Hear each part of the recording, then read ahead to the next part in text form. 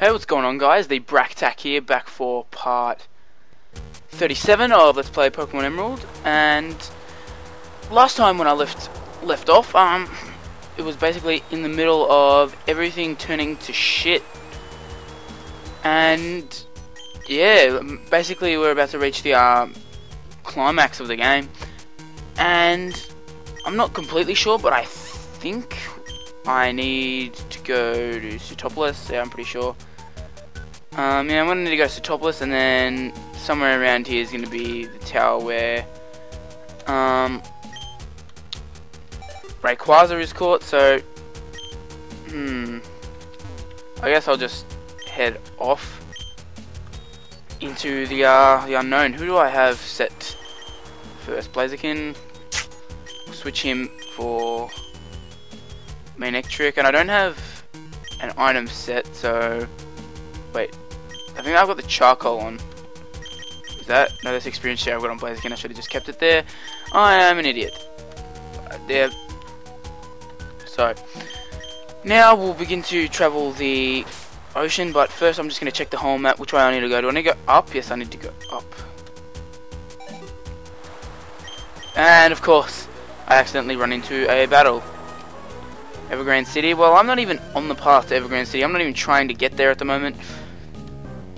But hey, whatever, floats your boat, sitting at your Star U, that's level 35.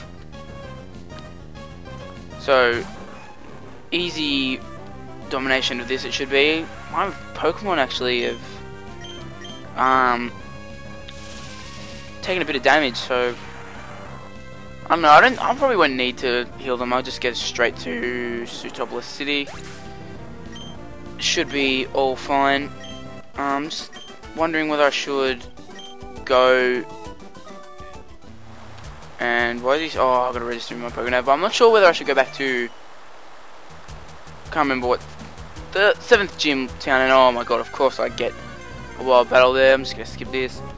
But yeah, I'm not sure if it's closer if I go from here or the last city I was at. So I guess I'll just go straight from here because there might be some trainers. Get some free experience, level up my Blaziken to level 45. So let's continue on.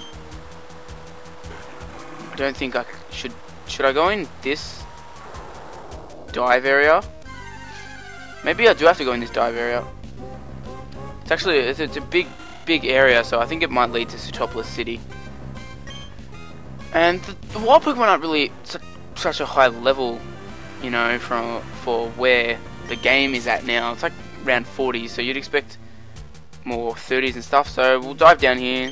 Hope it's the correct way. Do you get wild battles when you're diving? Because I don't think I've had one in this game yet. It's been so long since I've actually used dive. I never used dive in Black and White. Well, I've been to Undella town, but I never went to like Undella Bay and like searched around there. Was there anything really worth going there for? Let's just check the Pokénav now. No, not the bag. Oh my god. Go down. I don't think there was anything worth checking out there. Nothing too majorly important. At least not from because I always get the guides for Pokemon games. Just, hey, what the heck? Let's battle these people. Yeah, I always get the guides to Pokemon games. Not that I need them, because, like, you know, Pokemon's pretty straightforward, and if I did run into some kind of trouble, I could go to Cerebi, Bulbapedia, anybody on YouTube, pretty much. There's a lot of people who cover Pokemon games on YouTube, so it's not like I need them for that.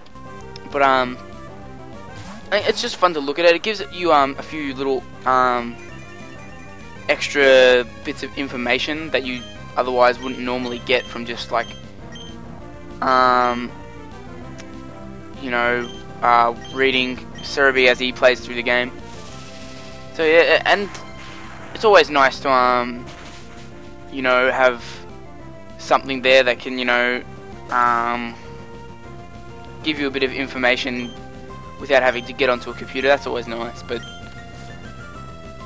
yeah, they started to recently cut them into two parts. Like with Heart Gold and Soul Silver, they cut it into a Johto and Kanto part, which makes a lot of well, not a lot, but a bit of sense. But with Black and White, it was split into two parts, which I don't even know why it was split into two parts, because really, when you think about it, the first guide went through everything, and the second one must have just been a Pokédex, because that's really all they could add to it. So this battle rages on. Hopefully Manectric can just take down this Skarmory, and then we can both chip away at Manectric, who's being a bit of a pain. I thought Vibrava had some ground type moves, but apparently he doesn't. I think I got rid of it back when it was Trapinch. So the Sunlight is strong. Well, that's kind of weird, considering you know, it's pouring rain. Actually, it was that simple to get rid of the rain. You know, I think they would just, you know, the Hoenn, I guess the president of Hoenn, the prime minister of Hoenn, would just order all of the trainers with Pokemon that can use Sunny Day to use it, and then just, you know, perfect weather. You don't need to worry about the supposed world ending. So let's take out this Lanoon. Shouldn't be too hard to take out this Lanoon. I'll use Dragon Breath on it and Surf. Oh, that could do a bit to Vibrava, I think. No, not really. Vibrava. Hopefully this takes it out. It's a bit too long battling these two. And there we go. Blaziken goes to level 45 now. 4 in speed. That's pretty decent, considering I'm not EV training it or anything. Okay, yes. Hurry up. I'm gonna quickly change who's holding the experience share. Item, take, and we'll give Vibrava the experience share. I really want to level up Vibrava quite quickly, because I want to get it to Flygon sometime soon. And a call from May, really? Pacific-Log a little while ago. Do I need to go to Pacific-Log? Okay, she's just wondering about it. I think that's just a bit of a hint to go to Pacific-Log. But I'm going to at least try to get to Sootopolis, because I'm pretty sure that that's the place you got to go to first, and then you get to I think it's Sky Tower. Is that what Quas's place is called? Sky Tower. Well, you get to it from Pacific-Log. It's the way to get there. And of course, there's not really any point to that, is there? That dive area. Just the only real point is to make it I guess more challenging to get to Sootopolis. And I'm going the completely wrong direction now. So let's go back up here. Hopefully don't run into too many wild Pokemon. We haven't actually run into any wild Pokemon. So we use Dive. I need to keep checking my map so I don't go off in the wrong area. And there we go. I think we're finally on the right track now. Horn map. Yep, we need to keep going. That's finally answered my question. You can run into wild Pokemon. You have to be in that, I guess what would you call it, seaweed or algae. Yeah, you have to be in that. And do I need to go up here? It's been so long since I've played this generation of games, but like back when it was around Gen 3, I knew these routes like the back of my hand. It was like ingrained into my memory, and you know, not playing them for like 6 years, well, of course you're not gonna be able to easily remember all the paths and stuff, but yeah, back then, like, I knew like the specific routes and stuff for Hoenn better than I knew most school stuff, which I don't know. I seem to be able to remember random informations about video games or movies and stuff better than school. Speaking of movies, I saw The Dark Knight Rises Friday that it came out, and it was amazing. Very, very amazing. I've been saying that it's better than The Dark Knight, but Wait, why am I battling this wild Pokemon? But I never went and saw it in the cinema. I had to, you know, watch it. I only watched it like a few months ago. And I watched it like, instead of watching it like all in one sitting, I was watching it like initially. I watched like the first probably 3/4 of it. And it was like midnight. So like, you know, I went to bed, I was too tired. I'm like, I'll continue this in the morning. And then I, you know, eventually finished it, which probably hampered, you know, my enjoyment of the film. I still liked it. It was very good. It lived up to the expectations of whoa, cut that in half. Look at this. This is a brilliant cutscene. These are kind of laughable by standards that Black and White has set now for Pokemon. But back in the day, this was amazing. Look at that. They're like ramming the air. Look at that. They're just pushing air towards each other. And you know what? Fearless bastard. I'm gonna go up to these Pokemon. What of it? Just casually, they're in Sootopolis. So we're in Sootopolis City now, and you know, let's explore it. There's not much we can do. Yeah, well, that's positive attitude. This is wicked. That little kid doesn't really care that the world's going to be destroyed. Yes, and they've blocked the way, so you can only get to the Pokemon Center. But we don't need to go to this side. We need to go on the other side. But of course, first we're going to heal our Pokemon. Don't want to be running around with Pokemon that are about to faint. Hey, hurry up, Nurse Joy, seriously. Now, let's get across. I think you were introduced to the 8th gym leader here. What? Oh, Archie and Maxie are here. So he's still trying to control the Pokemon. What's Maxie doing? He's trying to stop him. So I guess they've finally learnt the errors of their ways. And Steven, Mr. Steven Stone is over here with some random guy. Okay, is he going to take us through here? I'm prepared to become involved in this crisis, am I? Well, I've been involved the whole time. I've been involved more than you, Steven, so I don't know why he's saying I'm just about to, like, I'm just ready to be involved now that I'm here. What have you done to be involved in this? You battled Team Magma once? Make me think Pokemon are to be feared?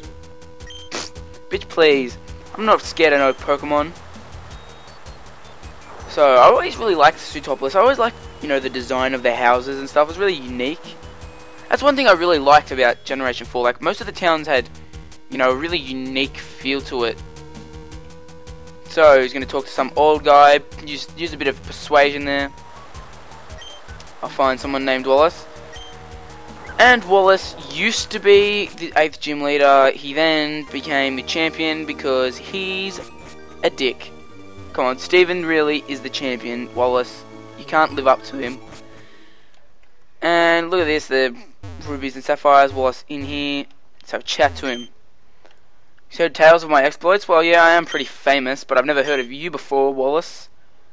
I was once the gym leader of Sootopolis, but something came up. Juan is the gym's operator now.